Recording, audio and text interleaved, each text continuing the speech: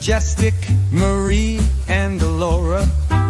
Got the wrestling world right here, no need to go far. All girls podcast, bringing vibes so grand. Talking power bombs and peaches, we've got the upper hand. With a smile, positivity, and tales of the ring.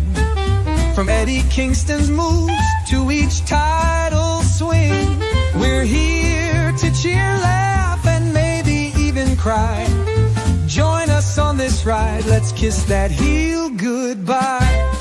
Peaches and power bombs, let's start the show, where legends come to dance and superstars glow.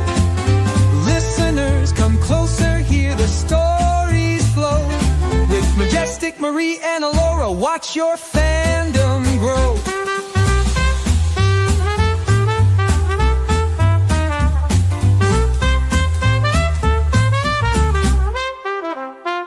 Every episode's a celebration, moments that we hold.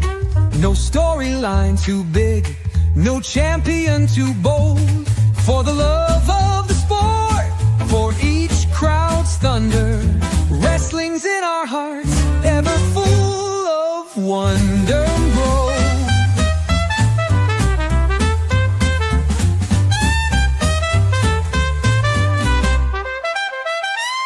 Every episode's a celebration, moments that we hold.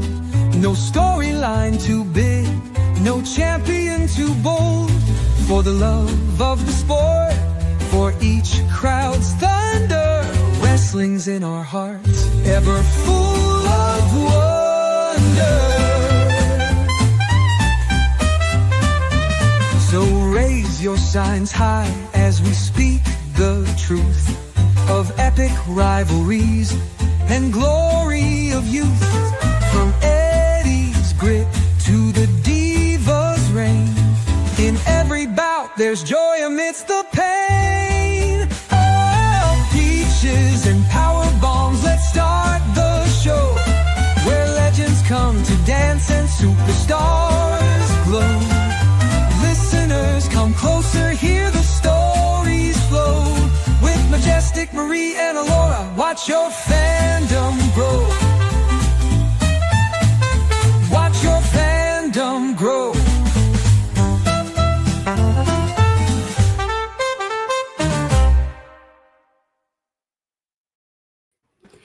Hello, everybody, and welcome to Peaches and Power Bombs. I am Majestic Marie, alongside Miss Alora Presley, and we have a very special guest with us today, and it is former WWF Women's Tag Team Champion, Miss Princess Victoria. Hello.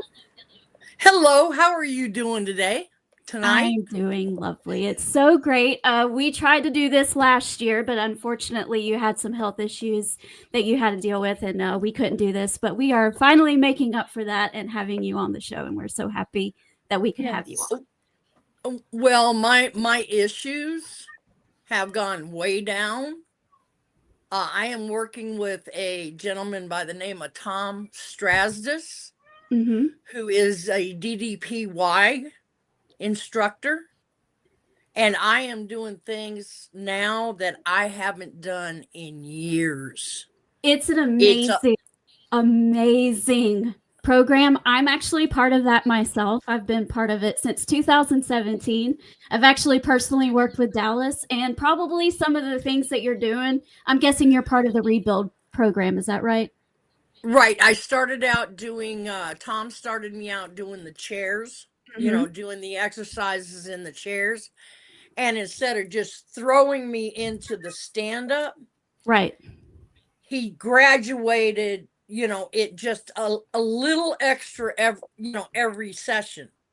And to be honest with you, when I heard about this, I went, oh no, come on, guys. I said, this is not this gimmick. Are you kidding me? And then when Tom called me, he was referred to me by another person. And when Tom called me, and after about a month, I had I could feel the difference.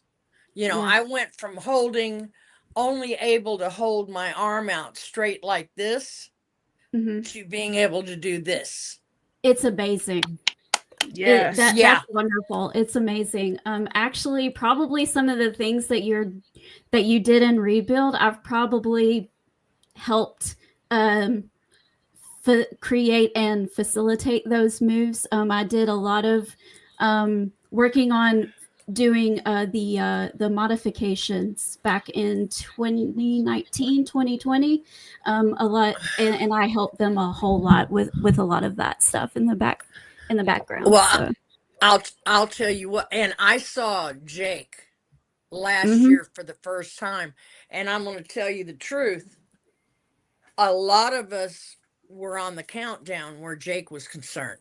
Mhm. I mean, Yeah. when I turned into Facebook, turned on Facebook, I expected to see, Jake passed away. Right. Well, I saw him in Georgia last year in August, and he's back with Cheryl. Yep. And I, of course, Jake's standing there, and I asked Cheryl, "Is it okay if I hug your husband?"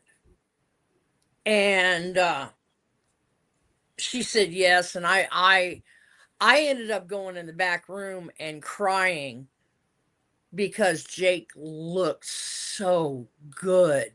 He And does. every Yes, he does. time those two, if it was Cheryl looking at Jake or it was Jake looking at Cheryl, you could see the fireworks going off. Oh, that's beautiful. And it just, like I said, that's what got me, because like I said, we were all expecting Jake to die at any time. Hmm. And Dallas Page saved his life. He did. Yes, he He did. really did. Yes. I mean, there's no ifs, ands, or buts about it. Mhm. I mean, he was right there, 1 foot on a banana peel and 1 foot in the grave. Yeah. And what he did for Jake, I don't even know how to explain it after seeing Jake. I mean, Yeah. Jake had the big old smile on his face. Mhm. When he looked at Cheryl, his eyes danced. And when Cheryl looked at him, her eyes danced. And I was like, go for it. Go for it. And then I hadn't been doing DDP yet. But when Tom Strasdis contacted me after seeing Jake, I said, what the heck? I could waste, a half an hour one night just to see what it's like. Yeah. And they have given me, I will say it, a second life, because I was sitting in a chair, walking across the room. Here's the perfect scenario. Year before last, I went to CAC. Mhm. Halfway through the first day, I was using my cane and I had to sit down. I couldn't walk through the Plaza Casino all the way. I would have to sit down and rest. Mhm. This year, when I went to CAC, I was running around like a little girl. I kid you not. In 5 days, I never used my cane, and I never slowed down. Wow. I was a little kid at a carnival with the maximum amount of tickets. And Yeah. that's what DDP did for me. That's amazing. And That is I amazing. can't. And see, what a lot of people don't know is Tom does a workout at 12 o'clock on Saturdays, and anybody's allowed to join and do it. That's great. And they do it for free. I mean, Oh, wow. Tom is, yeah. And like I said, with me, I was getting to where, well, I asked the doctor, I said, my left shoulder, I said, what can I do about my left shoulder? And he said, full shoulder replacement. Whew. And of course, my first comment was, I don't think so, Tim. from Tim the Tool Man, Yeah. where she's and the doctor's sitting there, and I'm surprised I didn't see blood coming out of his lip because he's over at the computer and he's biting his lip trying not to laugh. And right now, with the exercises that I've done, once again, now that's as far as I can get it, but before I couldn't get it this high. Wow. Yeah. That's amazing. I will scream to the rooftops for DDPY. Have you talked to Dallas? Do you have that contact where you could talk to Dallas? Not yet. Dallas has been very busy. I think there's some things going on that he's having to take care of. I know he had he was in the hospital a couple months ago. Yes, he was. He's doing better now. But right now he's got so much to catch up with after being in the hospital and being down, that there's just, I'm just not now. I understand. Yeah. But I'll tell you though, I'll clip this part of our podcast and then I'll send him to a link to the clip so he can at least watch and listen. There you go. Hey, hi Dallas. You want my phone number, Dallas? Well, I'm sure he'll be so excited to hear how well it's been working for you. He's a sweetheart, and he just cares about people and wants to help people, especially in the wrestling business, because he understands what all you guys, of course, go through, and that letting you guys gain your life back after sacrificing your body so much for our entertainment. Yes. So. Well, yeah, and one thing I'm glad for is that now WWE has a health insurance for the guys. Yes. They've got retirement funds. None of that existed when I was in the business. No. And also with where the WWE went, where the ladies matches were concerned, Yes. These evening gowns and these that's actually one of a question on the list is talking about all of that, how it went from you guys in the 80s and before that, where y'all were being able to put on more meaningful matches and storylines and being able to tell a real story, to just women's wrestling in the 90s just becoming a complete joke, and underwear matches and pillow fights and all of these other kinds of stuff. And how I can't remember if it was 1987 or 1988, but I was living in Franklin, Virginia, and I happened to get up late. And when you get up late and you've got that feeling, I said, okay, I'm not going back to sleep. I flipped on my 55-inch DLP. That's 87. That was the best TV at the time. Oh yeah. And my parents had one of those. Tell them not to use glass cleaner on the screen. I know. It will, sooner or later, the more cleaner they use on it, because what it is what a DDLP is it shows to this mirror, and then it's amplified to go to the screen. And the more you clean the screen, the more the black comes off, and pretty soon you're looking at a blank screen. But anyway, I got up and I'm sitting there, and I happened to turn on the TV. It happened to be WWE was on, and I said, oh hell, well, let's see what's going on. And they kept talking about this contest that the girls were going to have, because Triple H was being Santa Claus, and there was supposed to be this contest between 3 of the girls, and whoever won got to be Santa's little helper. And I said, all right, let's see this, because to me that meant these two girls over here were going to wrestle. Whoever won that match was going to wrestle the other girl, and whoever won that match was going to be Santa's little helper. And, you know, I'm interested. I hadn't seen women's wrestling in a while. And here they come to the ring. And now this is in front of our troops. Oh, yeah. That's even worse. In Kuwait. In Kuwait. And I watched them walk out, and they had their short little coats on, which was fine. You know, we all had our short little coats. What I didn't realize is they had stilettos on.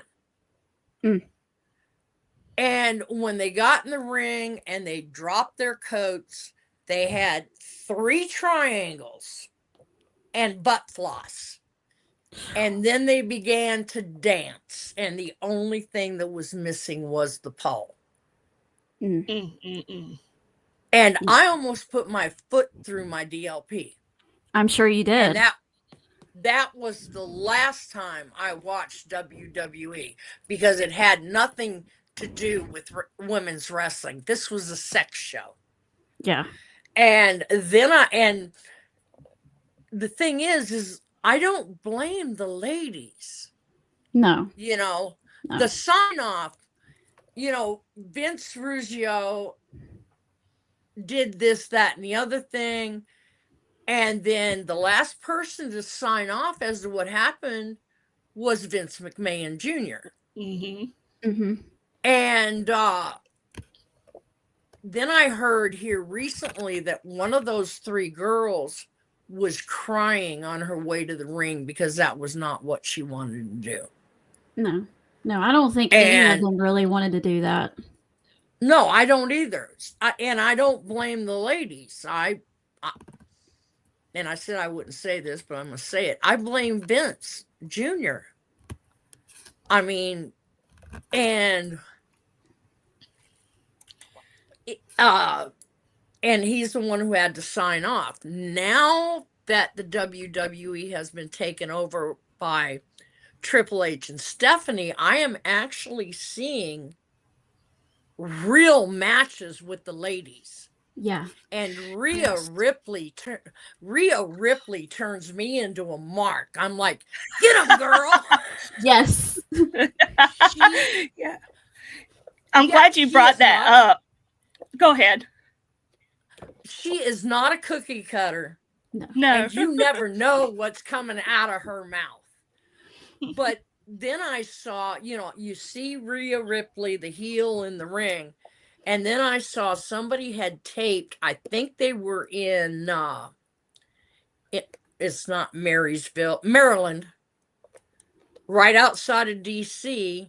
And they were walking down under, because that's the only place I can ever remember. You had to park your car out here, then you walked under the building to get in.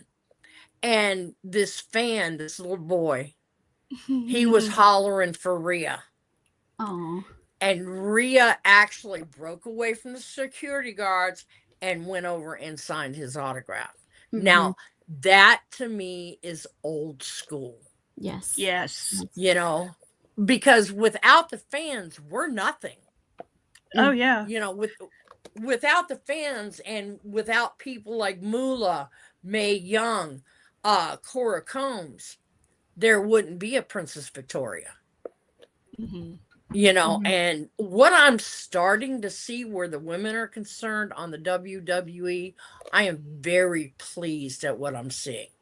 Yeah, it's a whole different ball game, because, you know, Alora and I, we were kids in the 90s. We were born in the late 80s, and we grew up in the 90s, and we didn't grow up with real women's wrestling until much later. I mean, every once in a while we got a bright spot where Lita or Trish Stratus would break out of that mold and do something really great. But, you know, for the most part, what was the other girl's name? Piper was backing her. What was her name? Ronda Rousey. That's it. Ronda Rousey was not part of that cookie cutter. And I believe that's where it started with going back to the old school true women's wrestling. I mean, what you're seeing now is not a bunch of girls in bikinis. You're seeing real women wrestling. You know, and they don't have that 26-inch waist and the 46-inch chest. These and you can tell the women coming up now in the WWE, they know the difference between a headlock and a hammerlock. Yes. And and like I said, I quit watching it in 88, 87, or it had to be 87 because 88 I moved. Like I said, I wanted to kick the screen out of my TV. And also they were doing the Mae Young Moolah thing. Where Mae Young, oh my God. Yeah, that was atrocious. I mean, the finish was that they body slammed one of the girls, and either Mae or Moolah would sit on her face, and it was supposed to be that her nether region stunk so bad that it knocked them out. And that day I quit watching the WWE. Up until here in the last 6 months to a year.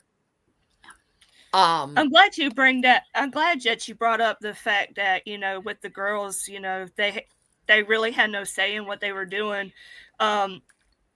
As more of the women talk more and have the opportunity to give their insight, I see the pattern. You know, it was like, do this or else, and you know, and then you actually find out that they've been fighting for the time that they have now for years. Yes. And yes. And I will say this, I went to Evolution in July. It was in Atlanta. Last minute, had no idea I was going to go. Me and my nephew went, and my nephew, he's grown up on wrestling. We took him to shows and everything. You know, he's met Paige and, you know, other people, and I always taught them to be respectful and say please and thank you, you know, because they're taking their time to, you know, out of their day or out of their schedule to take pictures or whatever. But anyway, I went to Evolution in July, and for them to do it, like threw it together, it felt thrown together at the event itself.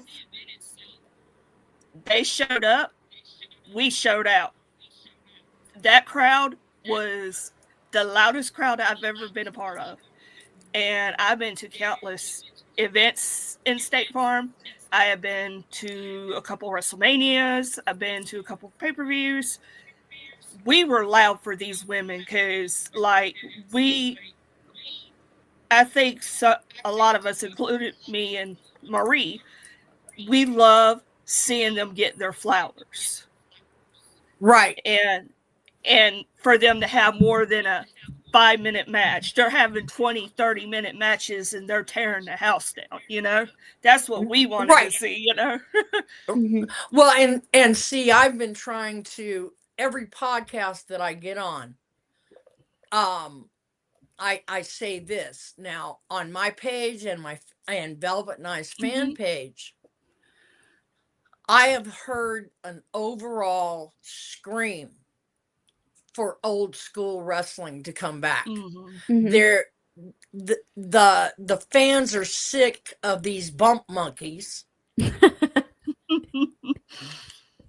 And, you know, this bumpity bump, bump, bump, bump. And I've been in dressing rooms, and this aggravates me to no end. And I hear, well, I got to get my this in, and I got to get my that in.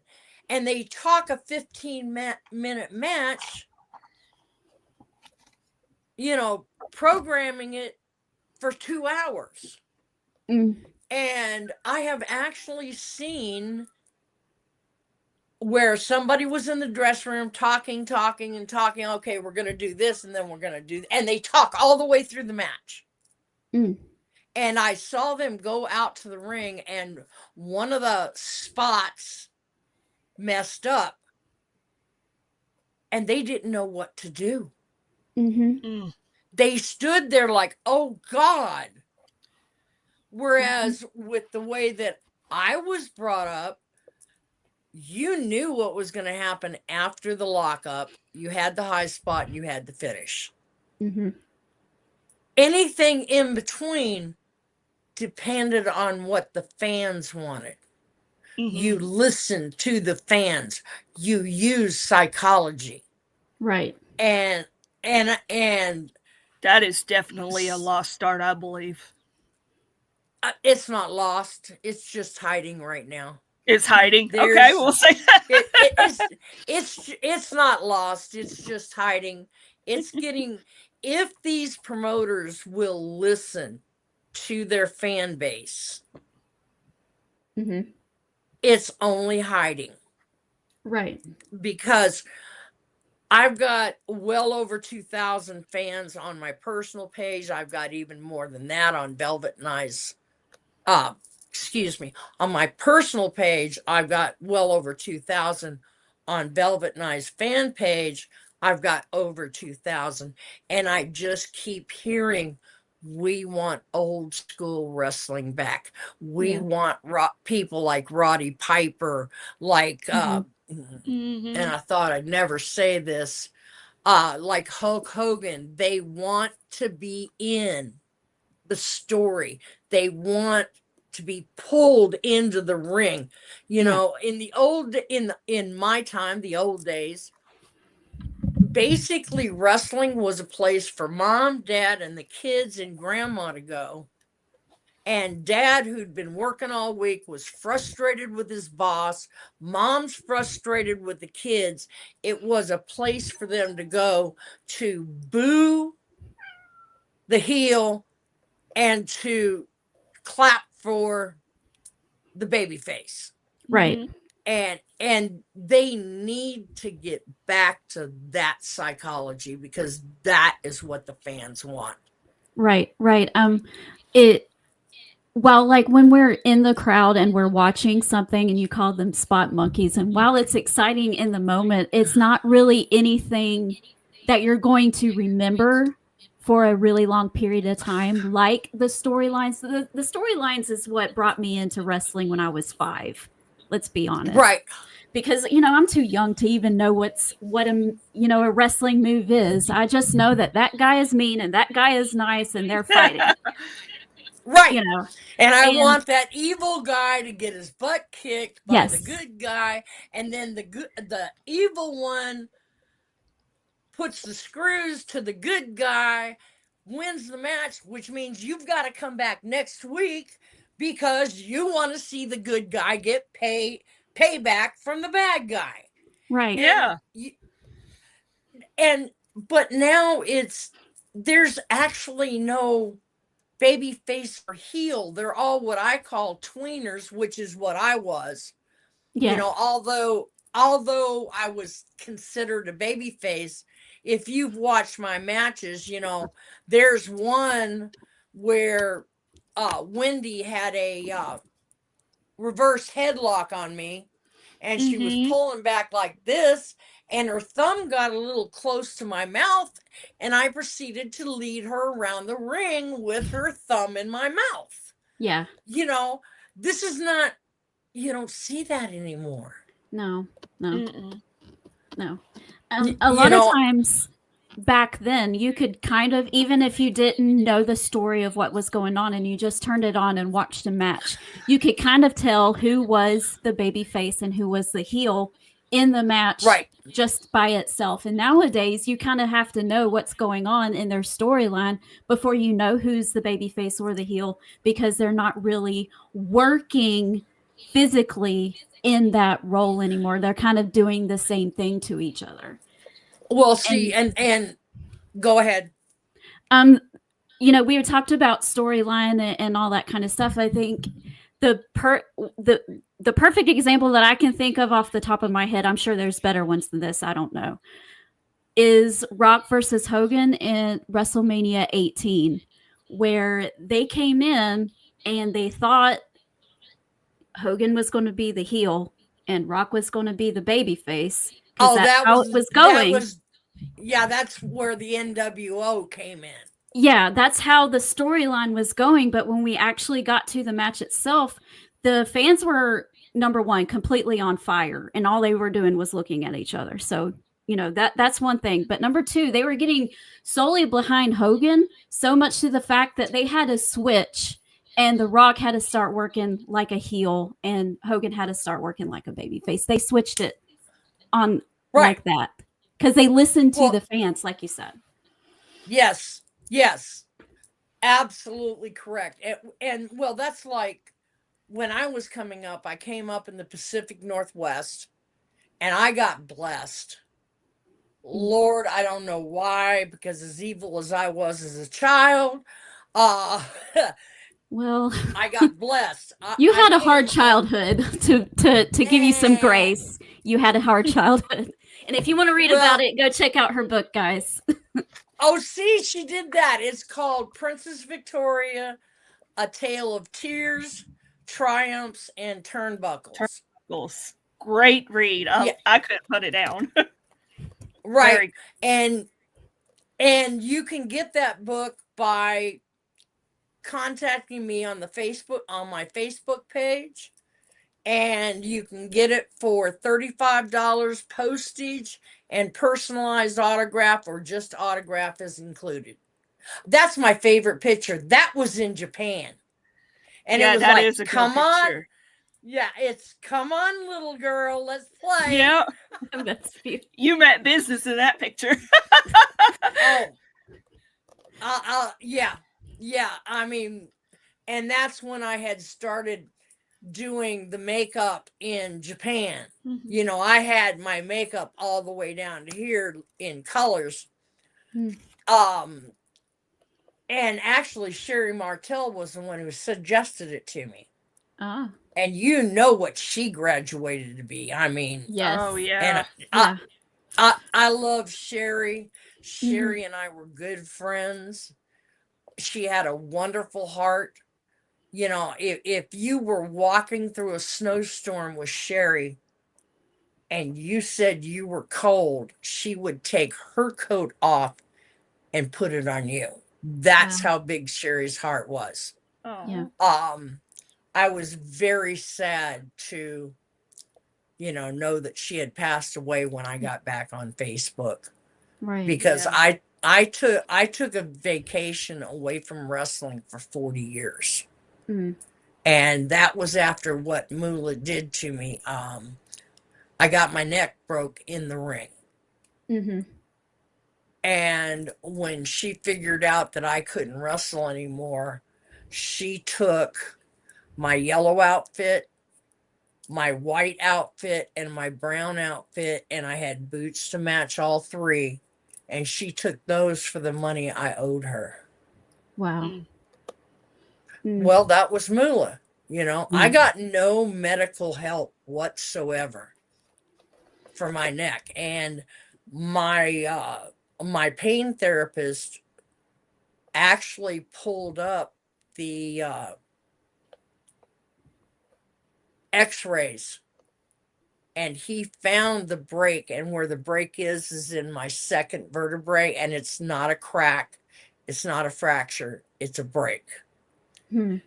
And since then, my vertebrae in my neck, number 3, 4, and 5, have naturally fused together. Okay. But once she figured out that I couldn't wrestle anymore, it was like, ha! Nice to know you. Bye. I left there with my Chevy Malibu station wagon full of everything I could pack in it, and $20 in my pocket. And I had a hard heart at the time. I mean, she broke my heart because I had been injured in other territories, Bill Watts, Don Owens, Al Tonko, and I was taken care of. Right. I never saw, a bill for the medical. Right. And and for her to throw me to the dogs. And I wasn't thinking like I should have, like Sherry did when Mula started giving her the hard time. She went to Buddy and the boys and Charlotte, and boom, all of a sudden she's a valet. Right. And she's no longer getting pay deducted for Mula, Right. from Mula. Right. And I want to say I wish I had, but on the other end of it, if things hadn't happened just the way they were, I wouldn't have met my ex-husband, and I would not have my son, John Clifton, Right. who is now an attorney at law, and he paid for his own college. Wow. And I would have never met my second husband, Jack Coptis, who was my best friend, you know, my soulmate, the little brother I couldn't kill. He was either making me laugh, he was holding me when I cried, or he was pissing me off. So They have a way of doing that. you have. I'll give you an instance, and this is one of the stories. And he was always doing crap like this. I was at the sink doing dishes, and we lived in a mobile home at the time, and the back door was 10 foot away directly in front of the sink. And him and my son John were out there washing cars, you know, trucks and all. And all of a sudden I hear, "Hey, Vic." And I turned around, and he hit me with the water hose from right at the top of my head all the way to my toes. And then started running away, laughing like a little schoolgirl. And that was my. Oh yeah. I've been married for 12 years, and they're just a mess. Can't live with them. Oh, Can't yeah. live without them. Right. But you can kill them and get away with it. Get a paintball gun. I mean, and this is the truth.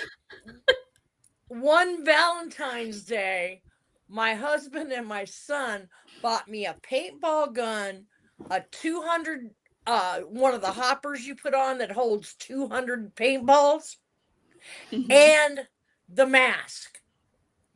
And we were out doing war games because I lived in the country, and our neighbor up the hill, he sat up an area for us to shoot paintballs, and it was like there were old refrigerators down, and he placed these on purpose.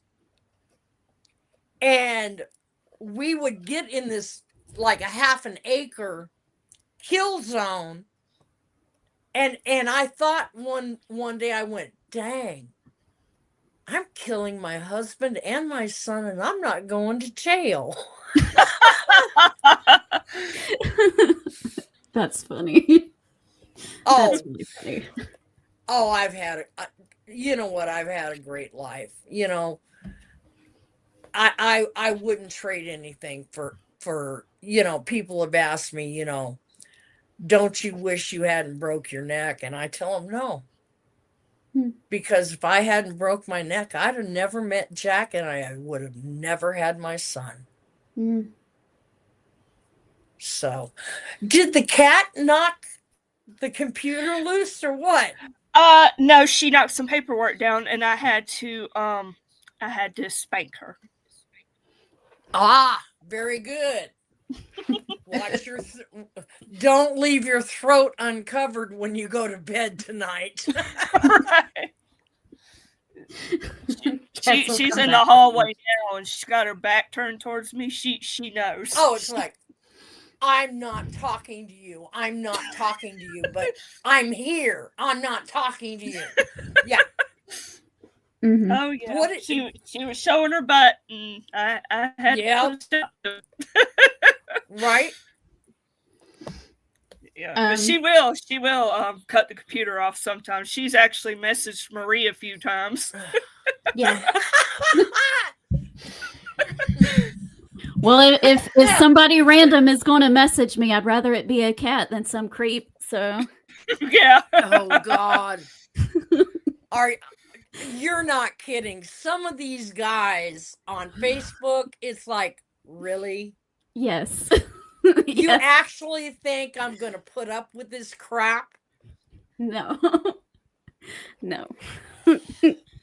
Well, I know that you've already talked about Mula just a little bit ago, but I know in your book you described how you trained up in the Northwest in the Portland area, and Yes. eventually it got to the point where you could not get booked as a female wrestler outside of the influence of Moolah. So, despite the warnings you were given on working for her, because some people were telling you just leave, don't go over there, but you wanted to wrestle so bad that Well, you and decided to go. right, and see, when I came down to Moolah's, I made a pit stop in Charlotte, and Roddy Piper and I were friends at the time. And I Hmm. stayed with Piper, and he did everything he could. Vicky, don't go there. Hmm. Stay here. You can stay here until you find a good job. But I wanted to wrestle. Right. So I went on to Moolah's 2 weeks later.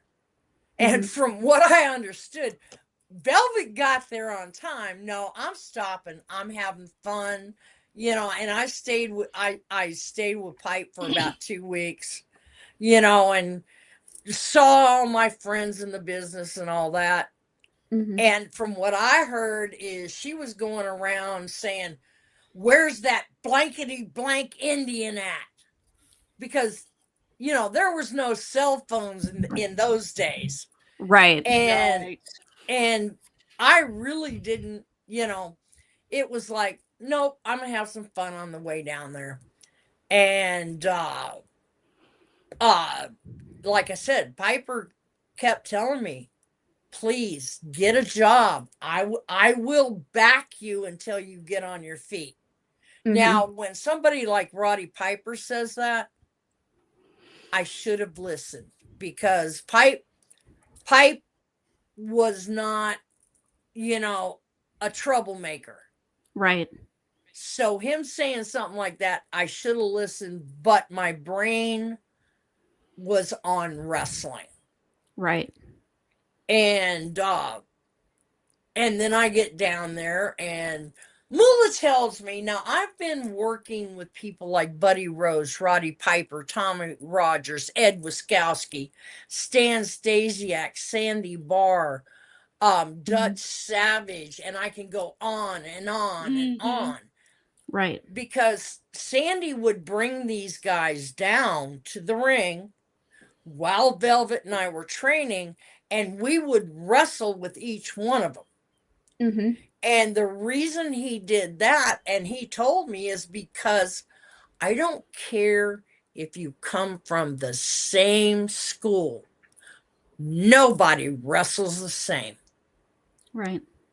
And he wanted us ready for anything.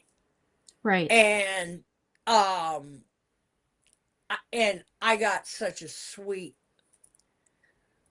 I went to Georgia to do Vice TV on the territories, Right. Hmm. Right. and The episode of Luke Lula. Williams. No, that was No? Dark No? Side of the Ring. Oh, okay. I Yes. did Yes. that. I did Dark Side of the Ring twice. Once Right. for Chris Colt and once for Moolah. Okay. But this was on the territories, and I believe it was. I keep getting the Masters mixed up. I believe it was Ben Masters, and then it was the grappler, Len Denton, and of course Luke Williams, who used to scare the hell out of me when I was a kid. And I come into this hotel where we're going to be doing the territories, and and I walk into the motel. I do like, like everybody does. When you're coming to a show, you take your bag to your room, you drop your bag, you go down to the bar or restaurant because that's where everybody was. Mm-hmm. Well, I started coming into the restaurant, and now we're talking 40 years and 40 pounds later. So I definitely don't look the same as I did. And I started walking towards the table or into the restaurant, and all of a sudden Luke stands up. And it chokes me up to this day. Luke stands up and he gives me a daddy bear hug. And I'm not talking about the bear hug where you got to do your arms like this. I'm talking about a daddy bear hug. Mm-hmm. And I didn't even know Luke knew my name. And then there was Bret Hart and Bobby Bass sitting at the table.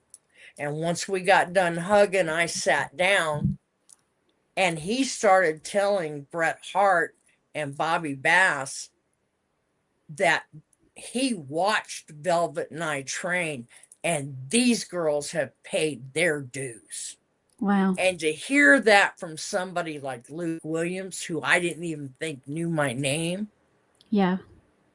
I mean, I was literally having to bite my lip to keep from crying. Oh. Well, come to find out, see, in the Chautauqua Sports Arena, the ring's here.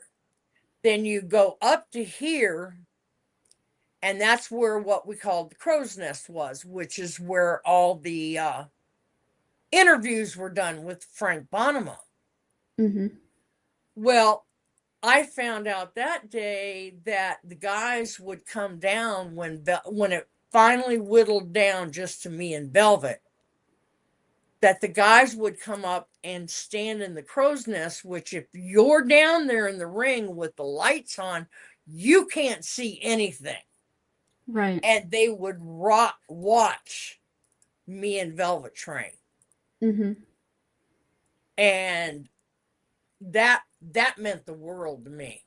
Right. For Luke Williams, for Luke Williams to put his name on me, Mm-hmm. That made my whole year. Right. Oh, right. I bet. I'm sure it did. So how was it, because we have a pretty wide audience. We have older people, but we also have some younger people, and maybe even some people who watch our show who are a little bit new to wrestling and may not understand how it was back in the 70s and the 80s, and how much a monopoly really Moolah had on women's wrestling, and how if you wanted to do anything, you had to go through her. Can you kind of explain how all of that happened and how different it was working with her than it was when you were on your own? Well, Sandy came to Velvet and I one day, and he had set us up with our first match was in Idaho with Ed Moretti. Ed Moretti was the promoter. Mm-hmm. From there, we went after having our first match because, Don Owens and I understand, and Sandy did not want us to go to the sports arena and have a match for our first match. They wanted to start us out in a small crowd. Right. So we wrestled for Ed Moretti, did TV for him, which was the longest 10 minutes in 10 years I've ever spent. Then we went to Don Owens. Then we went to Al Tomko, where I got my collarbone broke. Tomko brought a girl in And I knew after that I'd never say yes again to this situation. Oh, I've trained her. She's so good, blah, blah, blah, blah. Well, when she gave me a knee to the stomach, she stepped directly in front of me. Mm-hmm. And trying not to hurt her, I ended up taking a bump and I hit it here and here. Mm. And I heard my collarbone break. Mhm. Mm. And I was supposed to stay in the ring. Or, I mean, I was supposed to go to the dressing room and once I won the match, because it was a true wrestle contest. You know, I won against Tomko's girl, and then me and Velvet had our little battle. But I stayed in the ring and I told the referee, I said, call Velvet out. He says, no, you're supposed to go. I said, I can't call Velvet out. And Velvet came out and we're, of course, talking to the referee. We're talking to each other, but we're talking to the referee. And her and I wrestled for 2 or 3 minutes after that. And then I went, and she said, she picked me up. She said, no, you're supposed to go over. I said, Velvet, I can't. Mm. And when I got back after the match was over, which Velvet and I went 3 minutes and she won, and I went back to the dressing room, and as I turned the corner, there was a wall there, and I leaned up against the wall, and they said, I just passed out. Wow. The next thing I remember is I was on a gurney in the emergency room, and I am now no longer Princess Victoria. I'm Velvet McIntyre. And Velvet's giving all the information to me about me to the medical crew that I was Velvet McIntyre. That was Velvet. She's just like Sherry. She's got a heart the size of Texas. I mean, you got to understand, she spent 4 years on the road with me, and we never had an argument. So the girl's got a halo and wings. And then, and that's when the first time that somebody didn't take care of me is when I was working without Tomko. Mm-hmm. And he literally told me, you can't wrestle, I can't help you. And he was not willing to take care of things. Well, when I got back to Portland, and got a hold of Sandy called Don Owens, and boom, all of a sudden you've got an appointment with the doctor. And it took me to drive from Vancouver, British Columbia to Seattle, which was 225 miles. Then from Seattle to Salem, which was another 125, 150 miles. It took me 2 days to drive it because I would be able to go so long.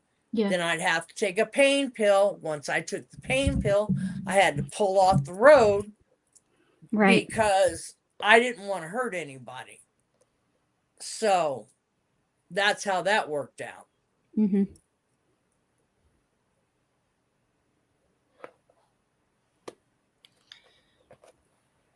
Lori, you got a question? Okay. Oh, I thought I didn't want to monopolize all. I didn't want to monopolize all the question time. Oh no, you're fine. Now with the territories and everything, there's few and far in between back in the day. What's your thoughts on the state of women's wrestling today? Because we have WWE, AEW, Glow, Shimmer, Ring of Honor. We have all kinds of stuff we have access to now. What is your thoughts on that and the efforts that they put out? Oh, I can't say anything about Shimmer because I haven't seen it yet. Okay. Mm-hmm. I've seen Glow. And they had their place in our business. A lot of people don't, a lot of women don't agree with that, but they had our place. They had their place in wrestling. Mhm. They were on Saturday mornings with the Saturday mornings cartoons. That's when Hulk was doing the cartoons and Wendy and Mhm. all of them. So Mhm. they have their place. And everybody's got that certain place that they belong in wrestling. Mhm. And like I said earlier, talking about what made me quit watching wrestling in 1987 has definitely changed since then, because every Mhm. once in a while, number one, I started watching ROH. Yeah. Yes. And Suki Sakai just, she always had this big grin on her face, but that little snot could fly. Yeah. Mhm. And she could wrestle too. And how she kept that smile on her face the whole time, I have no clue, but I really liked her. There were a couple other girls there, and I need to take time and remember to write that down of all the girls. But the way the girls were wrestling was wrestling. Mhm. Mhm. It was not like at the time what was being put out. Right. And now I'm starting to watch the wrestling again, the women's wrestling again, especially, believe it or not, for the WWE, because I'm seeing actual women wrestling. Yeah. And Yes. it is what Stephanie and Triple H are doing with women's wrestling, on WWE. Go do it. We're talking real wrestling. We're not talking cookie cutters, Right. and we're not talking about, things falling out and doing evening gown matches and all that. Yeah. Right. Right. It's actual wrestling matches with women. Yeah. I When think I was. And Stephanie had a lot of influence behind the change for sure. She definitely took up for all the women, most of the women, if not all of them. So I really I really appreciate what she has done. Mhm. yes, ma'am, me too. Well, And during that time in the 90s, she was being objectified just as much as the other women, and even though she's the boss's daughter, she was going through the exact same thing that they were. Maybe yeah, even a because little bit and worse. what y'all don't know is there was a plug by Vinny when Stephanie was pregnant that he wanted to run the incest story. Mm-hmm. Yes. But what Stephanie and Triple H have done, and they've only been able to do it since Vince has retired, is they are taking wrestling back, not only with the women, but with the men as well. They're Yeah. taking it back to old school. I actually enjoy watching the WWE now, Mm-hmm. which, excuse me, for over 20 years, you've heard me talk junk. Everybody's heard me talk junk about, the women, and, not knowing and they brought in these actresses. Yeah. Oh yeah, that was. Yeah, a lot of fans started to rebel against that. I do remember that. When they had the Diva search, the first Diva search, they really they roasted Carmella de Cesar. I remember that. Right. A lot of they were like, "Oh, she's hot," but when she was getting close to winning, they started turning on her. I remember that. It was like a shift was happening. Yeah. Right. And Yep. and then It was before I left Virginia, so it was 2013 or back, is when you saw the fans, and they would all get, certain fans would all get in a certain place, and they would start either booing the match or they would chant, "This is wrestling, this is wrestling." And when they started doing the "This is wrestling," if you'll notice, it's because it was an old school match. Mm-hmm. Now that tells you right there, Yeah. that's what the fans want. Yeah. They want Exactly. to see it.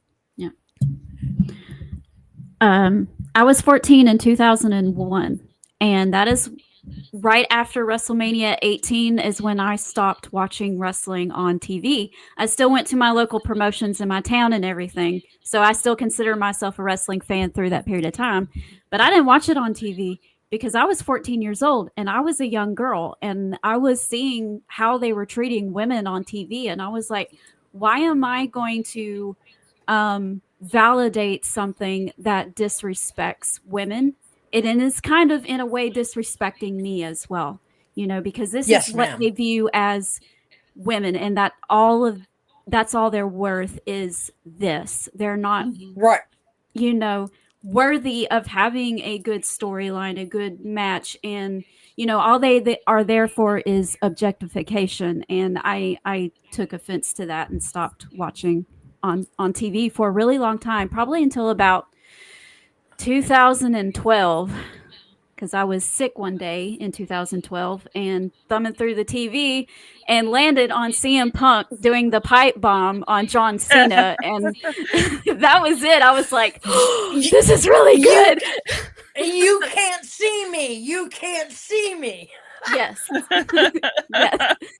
And it reeled me right back in, and I've been here ever since. Well, and well, it took a while though for them to get back to taking Yeah. the women seriously. yeah. I mean, it wasn't horrible, like really gross or anything in 2012. So they had Right. pretty much walked away from the gross stuff, but they still were Right. not allowed to have the meaningful storylines and matches. They were still fighting over who gets to be this guy's girlfriend or something like that. And it was ridiculous. They only get 3 minutes. They're, if you watch a lot of their, the women who were wrestling at that time, if you go back and listen to a lot of their interviews that they do, they weren't allowed to throw punches. Oh yeah. They had to, what's her name? Mickie James talks about how they had to redo the match if they threw a punch. They had to use their forearms and things like that. So it was absolutely crazy what they were put through during that time.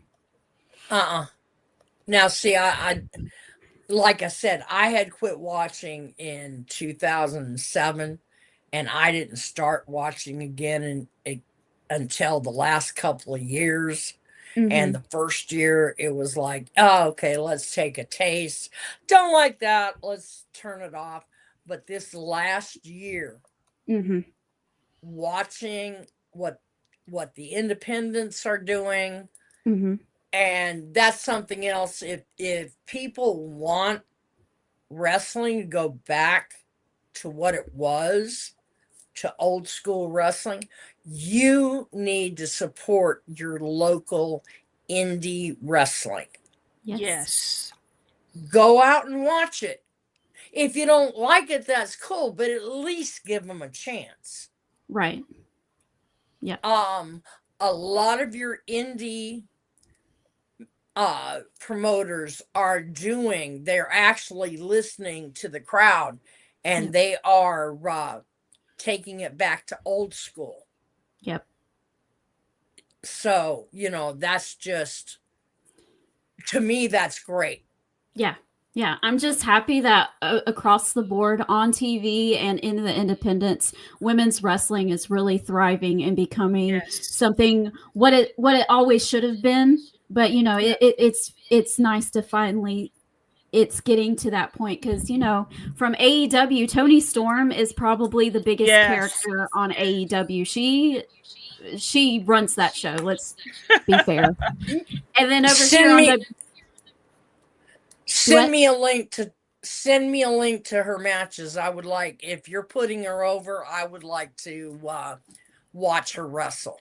yeah, Okay. yeah, she has the best character in AEW right now. She's doing like this old Hands school Hollywood down. theme. Yeah.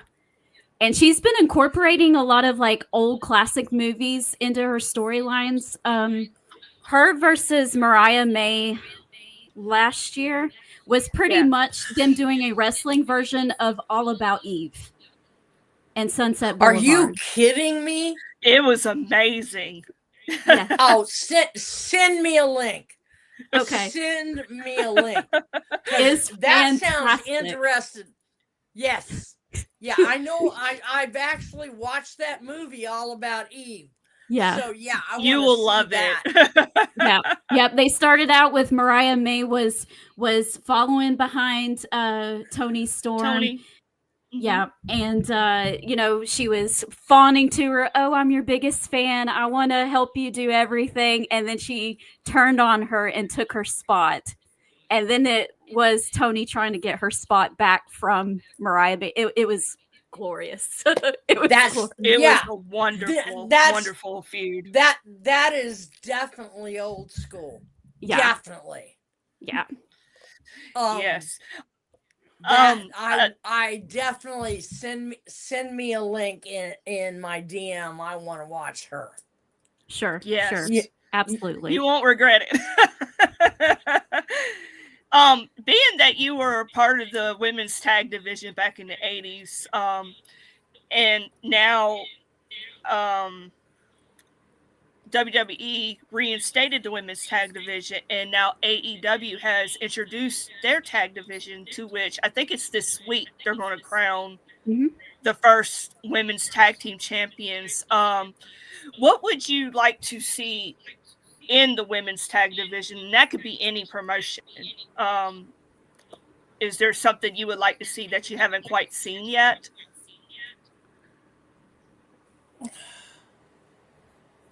Psychology, number one. Mm-hmm. Mm-hmm. Number two, I'm sorry that these ladies weren't allowed to punch, but Mm. if you can throw a good punch, yeah, and let's get back to wrestling. Mm-hmm. I don't want to see any nips sticking out. Yeah. I understand with the two pieces, life goes on, and I never thought I'd say this, because it's what my grandmother used to say, I don't like those bikinis. And I'm not crazy about the outfits. It's getting better Mhm. because they're getting larger. And see, we never had to, we all had the one-piece bathing suits, Right. but before that you had Mae Young and all of them, and they had the one piece, only their one piece covered a lot more than our one piece did. Yeah. And I understand things have to progress, but I'm looking forward to seeing where women's wrestling goes from here, because Right. it's finally, other than a few promoters that I know of and have spoke with, they're finally realizing that women have their place. And see, Mm-hmm. just before I broke my neck, Velvet and I were doing a tour, defending the titles, Yes. getting the titles. I was, the first time I got the title, it was the professional, tag teams. It was with Sabrina Doris Whitlock. Mm-hmm. And the second time I got it was with Velvet McIntyre. Mm-hmm. Mm-hmm. And, we were traveling all over getting, doing matches. And it was it was different. It was very different. Mm-hmm. And can y'all tell that I lost my train of thought in the middle of doing that? It happens. Y'all cut me some slack. I'm old. It's okay. It's all right. It's all right. I do it too. I've been doing it since I was for as long as I can remember. You know, you just talked about tagging with Velvet McIntyre, and before we wrap the interview up, I can't help but ask you about April of 1984 and getting to defend the tag team titles at Madison Square Garden. Yes. How Oh was my that? God. Great question. Oh my God. If you watch that match where Velvet and I won the belts that night in New York, and it's on YouTube, Mm-hmm. you will see me and Velvet, and we're turning around, and I leaned down and I whispered in her ear, look at all these blankety blank people. I mean, it was like there were 40,000. I've wrestled in front of 5,000 before, but never 40,000. Right. And I'm just looking and going. And then when Velvet and I got the final pin, it was like the place just rocketed. Mm-hmm. And unfortunately, it was 6 months later when I broke my neck. Mm-hmm. In New York's such a good crowd too, especially when it's in the Garden. So I'm so happy that you had that moment for sure. Oh, there are so many moments that I have had in wrestling. I've got memories that will last me till the day I die. I mean, there's not enough time in a 1-hour podcast for me to tell the stories that Right. I've done. Right. That's why y'all should But- go get her book. Not only get that, not only Or thank you. could be books, maybe. This book is very great. Or we can do the snowflakes Yes. made out of Mhm. glass and crystal. See, I'm ready. There you go. And also, I do necklaces. Here's one of them. Now, that is an eagle on a branch. And Mhm. all my stuff is real. This is what's on this is turquoise and buffalo bone. And that's a necklace, but this is my favorite thing to make is my chokers. Oh, those are that's- beautiful. Beautiful. Yeah. And I made That was like your these signature myself. too, part of your gear. Right. I'm still wondering who has my gear. Somebody out there has my gear because Velvet told me one night, she said, it was so weird seeing other people wear your gear. And I'd really like to know who got it and, can we make a deal? Because I don't want to get it and sell it. I want to get it and give it to my son. Interesting. Yeah. Yeah. I wonder. There's a lot of collectors out there who buy original gear and stuff like that. I don't know any names, but Oh, I've put the word out on my page and I haven't heard anything, but I need to put it out again. yeah. Because at the very least, the yellow outfit with the white eagle, Mhm. Yeah. I designed that myself. And the boots, which match it, I designed those myself too and got them made when I was in Japan. Yeah. And I have a friend right now who does saffron gear. And I'm going to tell you what, you need to look at her stuff. She is as good as the guy in Japan was. I wish she had been around when I was in the business. She makes such beautiful gear. Mm-hmm. I bet But- so. you said you had an incredible life, and I'm so glad that you mentioned that. And of course, in your book, you've talked all about your trials and tribulations. And, at the end of the day, you're still, you still have a positive outlook. And, I could just hear the passion in your voice when you talk about your memories of wrestling. And what would be your advice to somebody who may be feeling hopeless and lost? They could be in the wrestling business or whatnot, but they know your story. And, what would you say to them? Well, number one, that is the reason why I was so blatantly honest in the first 70 pages, Mhm.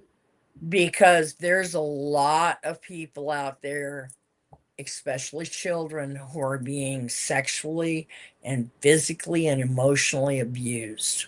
Mhm. And I can say that I tried to commit suicide no less than 10 times. And for some reason, the universe said, nope, not now. But I want people to see, look, yes, I had all of this happen to me here as a child. Mm-hmm. Mhm. But look at where I ended up. And please do not make a uh shoot. Do not make a permanent action to a temporary situation.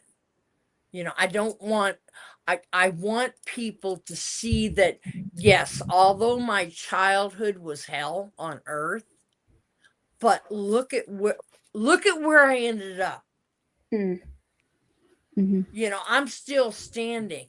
Yes, it takes a lot of guts to get out of that bed every day sometimes, but if you need to stay in that bed, I understand, but please don't do that. Don't do that. Don't do the permanent solution, because there's always light at the end of the tunnel. And I'm here. If you want to talk to me, I hear her. Meow, mama. If you want to talk to me, if you need somebody to talk to, please contact me. I'll do my best to help you, because look at where I am now. Mhm. I was Yes. a major, I was a tag team champion. I've got a beautiful son. I had a wonderful husband until he passed away in 2008. But if I had just, cut the cord when I was when the excuse me, universe stopped me, Mm-hmm. Mhm. I wouldn't be here today. I would not be enjoying the memories I had in wrestling. I was everybody's little sister in the business when I started up. Everybody took care. You didn't mess with the princess. You No. really didn't. I mean, and there was one time some guy, and I can't remember who it was, but some guy had pulled a rib on me, and Rip Oliver happened to have a tube of super glue. Oh, Uh-oh. gosh. And he put me on his neck, and he stood up while I'm holding this guy's boots, and I super glued his boots to the ceiling. And the saying was, don't piss off the princess. That's right. That is right. That is right. Well, I mean, please understand, if you're going through a rough time, that's just today. Mhm. Tomorrow could be fantastic. Look at me. Mhm. You know, No, I'm not a Absolutely. millionaire. You know, no, I'm not driving a Jaguar, but I'm happy. Mm. That's the most important So thing. please, if you need to talk, here I am. That's such an important message to give, and for people in your situation to share their story, because you don't know what that does to people. I guess you do, but it resonates with them. Like, I'm back in 2021, I was going through a really mentally challenging time where everything was not going well, and I couldn't see a way out. And I was in my car contemplating running off the road down a ravine because I was on a hill, and I didn't want to be here anymore. And I just happened to get a text message from her, and she sent me a link to Eddie Kingston's promo. Yes, he had And- a promo about mental health and taking medicine to control it. We'll have to send that to you because that made me cry. Everything Right. he said at that point was everything that I was feeling in that exact same moment. So Right.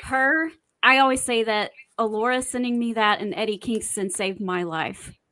And I got to tell him that story, and I got to meet him 6 months later and tell him that. And he sat there and talked to me for a good 15 minutes in a meet and greet line, may I add, which, if you know meet and greet lines, they're really long, and you usually only have about 30 seconds with these people. He spent about 10 or 15 minutes with me, and it was wonderful. So And that says a lot about him as a man. And He's wonderful. the following week on Dynamite, he made a comment that he had 4 people tell him about their mental situations. And she was at church, and I was like, "Oh my God, Marie!" So she had no idea until she actually got to see it. And, Got out of church, right? yeah, Right. yeah. You So never- it was so cool. It was so cool. You never know Yeah. what, a small sentence, you call somebody or you text somebody and they're in their feelings, and maybe their feelings aren't so good. You never know who you can save by just saying, I'm here. Absolutely. Right. A lot of people need to remember that there's those like me, like you.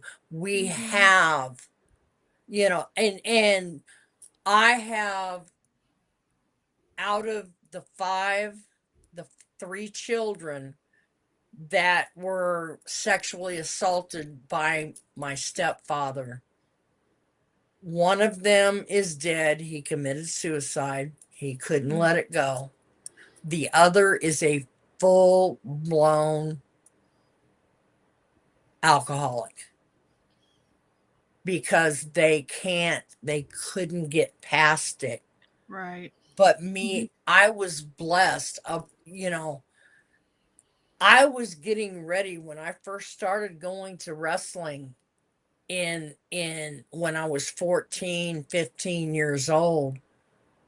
I was headed down a very, very, very dark path. And then wrestling stepped in. And it was like the universe said, "Okay, kid, here you go." Right. So I have been blessed. And once again, if you need to talk before you take that last pill, before you put that last click on that revolver, call me first. Contact Absolutely. me first. Yep. I know. All right. Wrestling gets a bad rep about being dark and kind of destroying people's lives. And I understand that side exists. But on the other hand, I think that wrestling has saved a lot of people too, and have brought them over the line. And, you're one. And even though I'm not part of the wrestling business, I mean, I've done one commentary gig, and that was at the show that I met you at, Princess Victoria. And that's the only involvement in the wrestling business that I have, other than my podcast. But I still feel like wrestling saved my life. Yeah, same here. Right. Yeah, Wrestling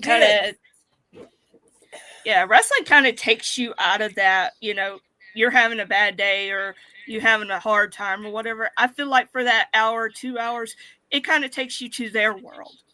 And you could easily get lost in the storytelling of the matches and stuff. And that's the beauty of it. Exactly. And when I finally started going to the matches, and Sandy was the first one to start taking care of me. Mm-hmm. Then the boys, and I mean, they jumped right on the bandwagon. I was little sister, and you don't mess with little sister. Right.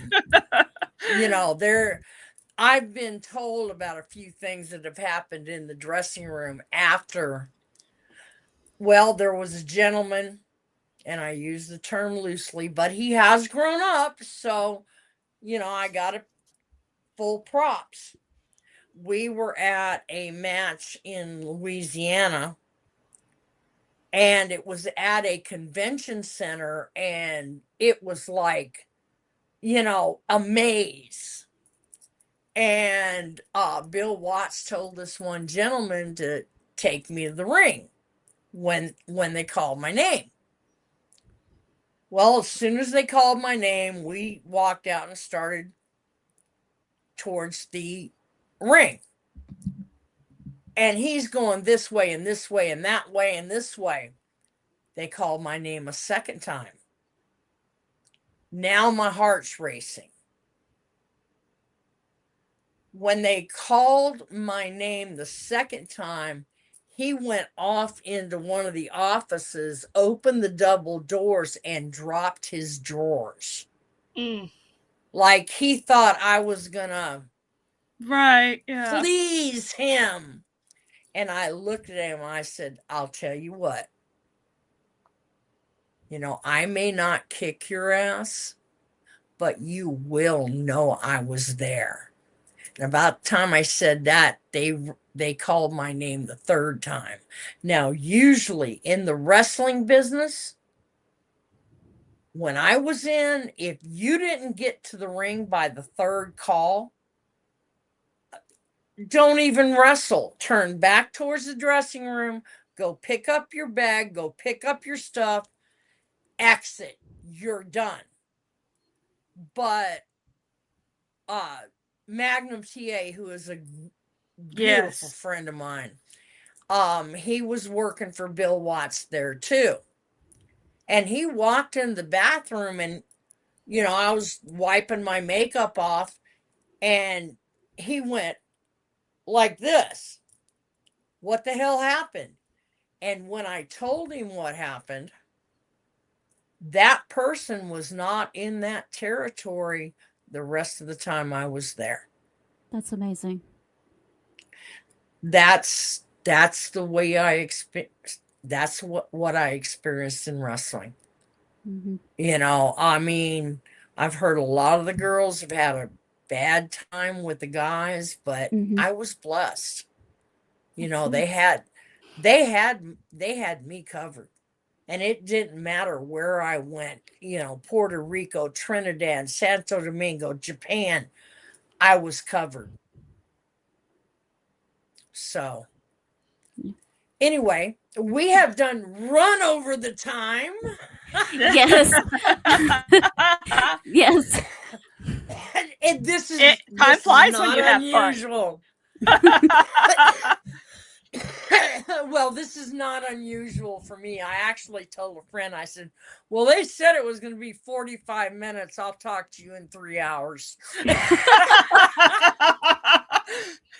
Yeah, my husband is used to it because Alora and I usually go over our hour mark every time. And I'm like, and he's like, yeah. I didn't expect you until 10 anyway. So that's funny. I tell my mother, I'm like, doing a podcast tonight. She's like, all right, just whenever. She already Right. knows. Feed me Well, first, and then you do what you want to do. we don't Right. want to monopolize too much more of your time, so I think we'll go ahead and wrap it up. And so, guys, thank you so much for watching Peaches and Power Bombs. We're here every I know we week. didn't get to anybody on the comments, and I'm sorry That's- for that.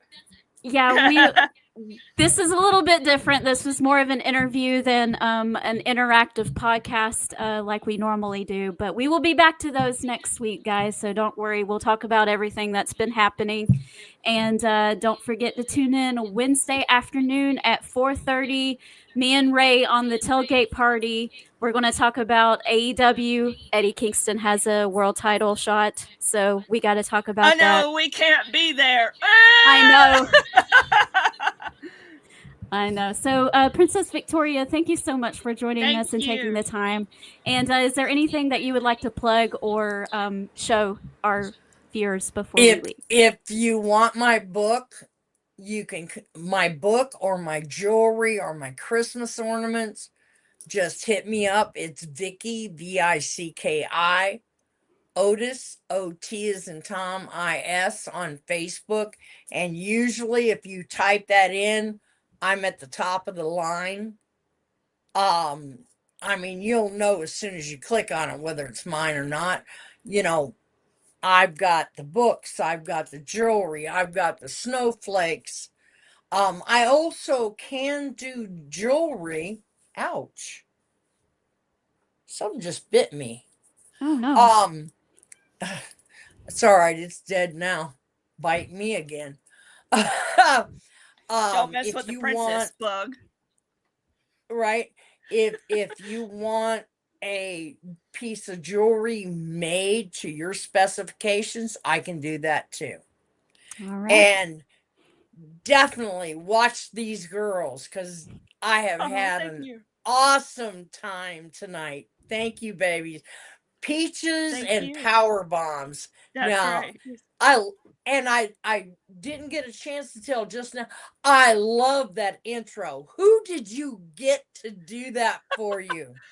Me and my husband worked really hard manipulating AI in order to get it exactly right. It took a long time to get it exactly right, but we did it. Oh, that is awesome. I loved it. I'm sitting here listening going, wow. You know, who did, because that is the best intro I have heard since I started doing podcasts. That's the best one I've heard in 6-7 years. Well, thank You done good, girl. That Thank was you very awesome. much. Thank you very much. Well, guys, thank you so much for joining us here at Peaches and Power Bombs. And thank you again, Princess Victoria, for joining us.